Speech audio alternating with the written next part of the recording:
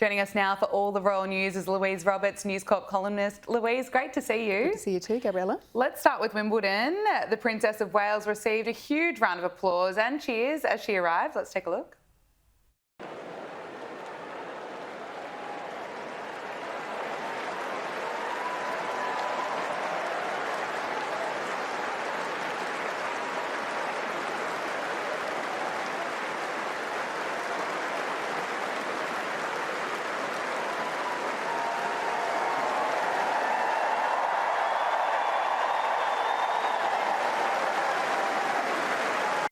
Wow, look at that. And the Princess of Wales, Princess Catherine, she's making a steady return to public duties following her cancer diagnosis, and she wowed centre court, handing Yannick Sinner the Wimbledon trophy. What more can you tell us about her involvement at Wimbledon? Well, the Queen in waiting is back, isn't she? She absolutely owned centre court on the weekend. So it was that appearance we've just seen there in the beautiful cream suit and the standing ovation, which still gives me goosebumps when I watch that as well. And when, of course, she gave the Wimbledon final winner his trophy, which is beautiful.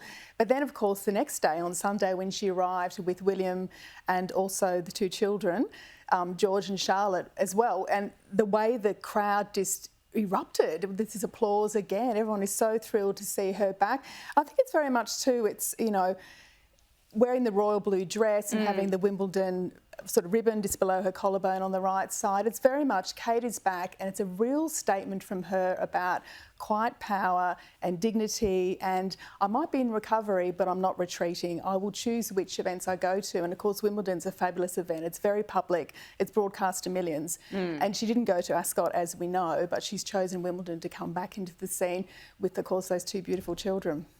It was amazing. I agree with you. I get goosebumps as well, just looking at that applause, how loved she is. And yeah, I completely agree with that assessment of Princess Catherine. There were so many kind of heartwarming moments throughout Wimbledon watching it. There was a cute moment when she was with Princess Charlotte. They were smiling at one another as they were enjoying the tournament. Plenty of heartwarming moments there. Now let's talk about the King and Queen, who will be hosting Donald and Melania Trump on a state visit to the UK in September. So the US President and First Lady will be staying at Windsor Castle, and it will mark the first time a world leader has received a second state visit to the country. What can we expect from this?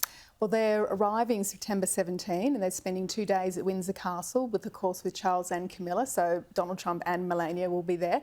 And as you say, it is unprecedented, especially for a world leader to get that second state visit at Windsor. So it really does show, I think, that Charles is being very strategic in a sort of political space. It's not just about the pageantry here, it's more about building a relationship with Donald Trump.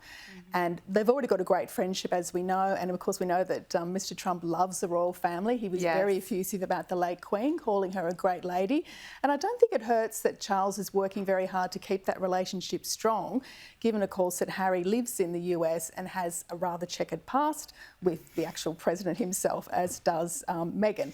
So I think, you know, Charles is being very strategic, he's being very savvy, and he just wants to keep that relationship strong with the US. I understand the invitation was delivered personally by the Prime Minister Keir Starmer in February when he had a meeting with Trump at the Oval Office. So Trump's had a long time to get very excited about this, and of course he is very excited, saying, you know, it's wonderful and it's beautiful and I can't wait to go over there and see them. So, you know, it's great. It's all really good news, I think, from the sort of US-British relations. Yes, and interesting, as you mentioned, the checkered past with Harry and Meghan. Well, after years of public estrangement with Prince Harry and King Charles, they may finally be inching towards reconciliation, with their senior aides spotted holding a private meeting in London. So it remains unclear at this point who initiated this meeting, but what would you say about this, Louise? Is this the most promising development we've seen so far in a potential patching up between Prince Harry and King Charles? I do think it is. I think the fact that Charles's aide actually went to the meeting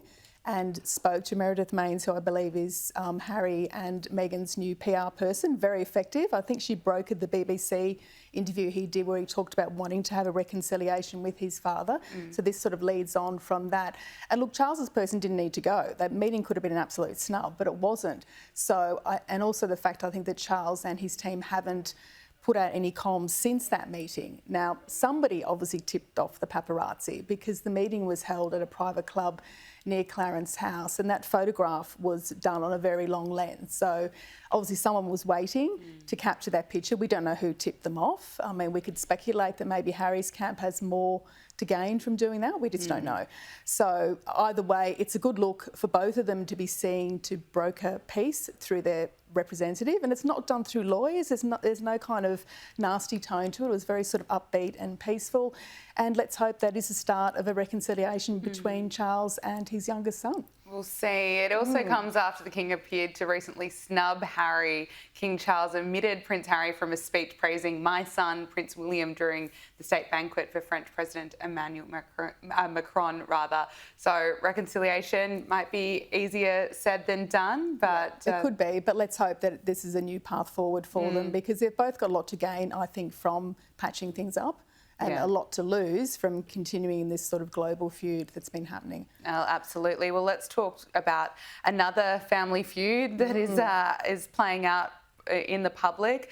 Please bring us up to speed on the fallout with the Beckham family drama. There's apparently been this social media war between the Beckham kids. It appears that the Beckham brothers are publicly fighting after Romeo and Cruz blocked Brooklyn on social media. Yes. What's happened here? Yes, so I think despite David and Victoria's best efforts to keep this spat out of the public eye, it's gone fully nuclear now. And it's interesting, the social media aspect has been described as the sort of Gen Z version of World War III, because it's not been played out in headlines, which is traditionally where celebrity families would, you know, maintain their positions and sort of argue with each other. It's all done on social media. So yes, Cruz and Romeo have reportedly blocked their older brother on Instagram, which is a real statement in this day and age, very much so.